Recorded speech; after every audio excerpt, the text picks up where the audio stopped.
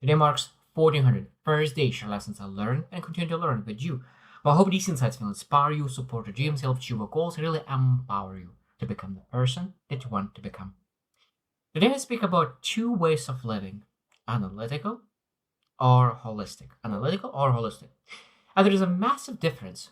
And when I think about myself, majority of my life was dictated by analytical way of living. Even though that is very important, it's essential, but I think that the most important part is to learn how to live your life holistically, how to really approach your life in a holistic way.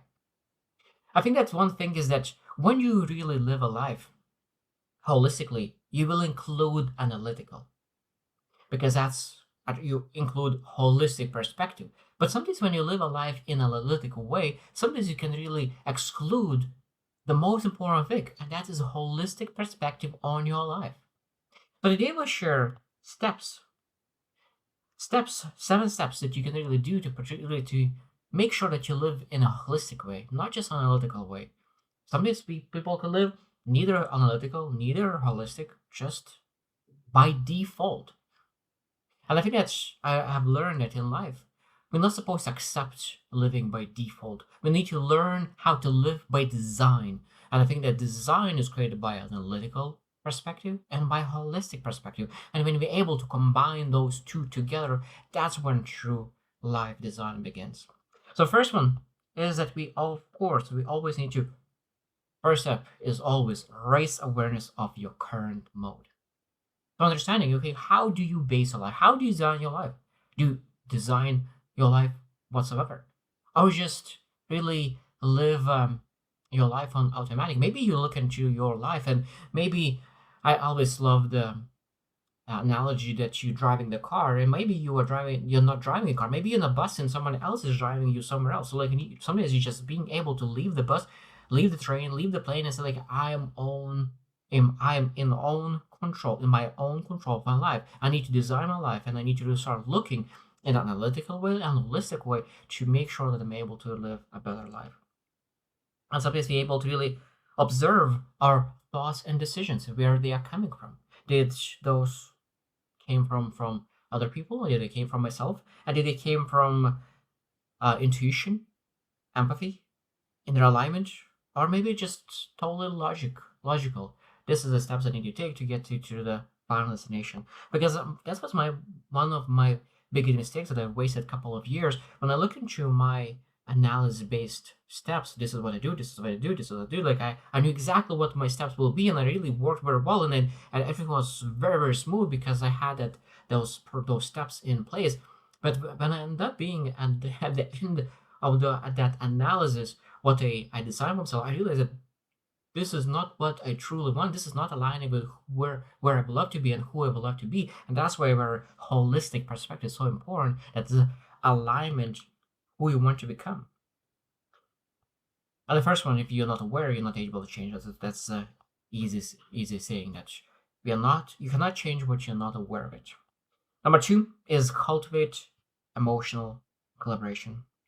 And that means that we need to really learn to look in life not just from analysis perspective on what needs to be done, but I think that it's very important to calibrate your emotional feelings and emotions. And I think that one of the most important part is really emotional regulation. And I think that when we look into holistic perspective, we realize that analysis will not allow us to really develop that emotional regulation. And sometimes we need to ask ourselves, okay, what kind of emotions do we feel on a daily basis? What emotions are my emotional home? Like as Millet teaches, what are your emotional home, and how are you able to switch those to much more uplifting, positive emotions? So that means from fear, anger, guilt, pride, to really to practice gratitude, acceptance, forgiveness daily. I think that's very beautiful, and that's again a part of holistic perspective of line design. When you start looking not just about the things that you need to do, but really what you need to develop inside of you, and that is emotions. Number three, integrate intuition with logic. And that's the beautiful thing that when you start to really add intuition and inner knowing, So what it means that when you start looking into really what steps, what facts suggest, what are those steps? So that means that what I did in the past when I really designed my life but based on steps was an amazing thing. I achieved everything what I designed my life for. The only mistake was that I didn't really look through my holistic lenses and ask the questions.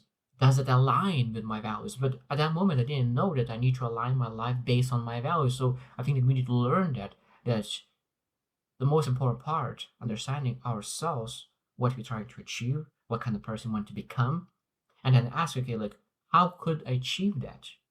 Because I think that that's when we start looking for intuition, emotional awareness, and when looking to the acting adding facts into that story, I think that is where the true success lies. Because if you think about just the holistic perspective, look into values and beliefs and all those things, that's a beautiful thing. But if you do not add really steps towards that, actionable steps, execution steps, it's very hard to achieve even those values. Step four is align actions with the values and purpose. And this is again, this is what's leading to this, and this is very important to iterate, is that we want to make sure that when we have analysis of our actions, of our steps, those need to align with our values and purpose and the person that we want to become. That was one of my biggest mistakes. I wasted a couple of years just by just by chasing things that I just do not want internally. I thought I wanted based on external validation, but that's not what I wanted. And I think that is it's great at the pursuit because that allowed me to understand myself and I will not fall into that again. And I think that's was again a beautiful experience. I learned a lot. I developed skill sets that is necessary for my future. But again, we need to learn that we need to I'm at this point in my life that I want to do the things that is doesn't align with who I want to become in the future. And I think that everyone could learn that younger than I did. And I think that's again, we need to understand what are the top three values that is non-negotiable that I will never sacrifice those values for the achieving things. And I think that's holistic decision making is a habit. So when we're making decisions, we need to understand not just facts, but basically how we feeling about it. Those are more those decisions as well. Because I think that when you make decisions, holistic perspective is very important. Sometimes when you're acting at that moment is not as important because you're just doing it, and that's it. Number step five is develop presence and mindfulness. I think that's it's very important to really bring holistic perspective because what it brings is presence. When I think about facts, sometimes we can really get lost in all that information, all that data. Sometimes we lose in the past, and sometimes can lose it in the future. But when we look into the present moment, holistic perspective, you're able to regulate yourself better, your emotions better, your vision better, your understanding of yourself better. And when you are able to do that, when we are able to do that, when we're able to connect with deeper selves and able to look in your holistic perspective, it's much more joyful to really pursue those big dreams because you know that this is what you're supposed to do. And it brings massive joy. And I experienced that. You are extremely tired physically because of the work that you do. Like you work very hard, but internally you incredibly joyful because you know that it's a meaningful work that you do. And that's the thing that every single person is supposed to seek. When you on step five and you redevelop the presence and mindfulness, you understand that you're working very hard, but you know that you're working very hard for a reason. That's the beautiful, beautiful thing. Number six, step six, serve and connect. I think that's when you really have those logical steps, analysis based steps. Sometimes people say, like, oh, that's cool that you're doing that. And but I think that people truly connect when you add that holistic perspective. When you understand, when you explain not what you're doing, not just how you're doing. And this is a part of Simon Sinek, starting with why. What is the reason behind it?